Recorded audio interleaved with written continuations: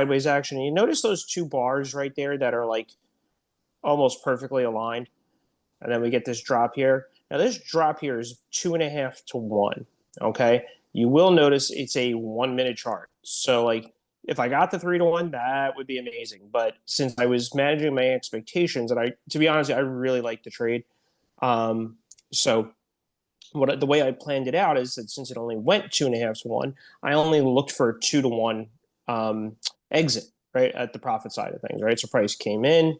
You could see that arrows where I got in, and then we got this really strong red bar, right? That exit out, which is like my profit. Okay, and then in here is this dotted, the dash line is the 2 to 1. I believe that's the 2 to 1 mark. Either way, that's where I got out. It might be a tiny bit better than 2 to 1.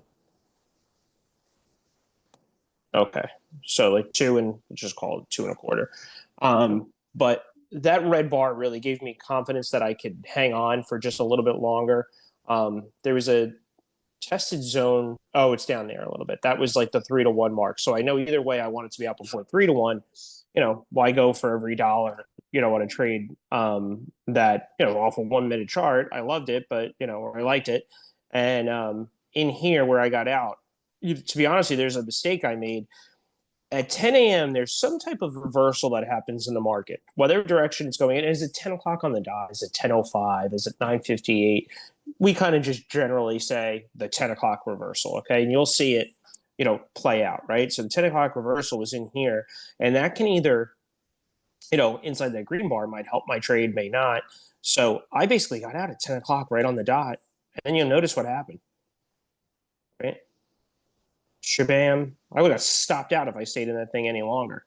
So just I don't want to say a perfectly executed trade, but just following a plan really helped on this one. And then the 10 o'clock reversal, if I was in it for any longer, obviously there would have been my stop.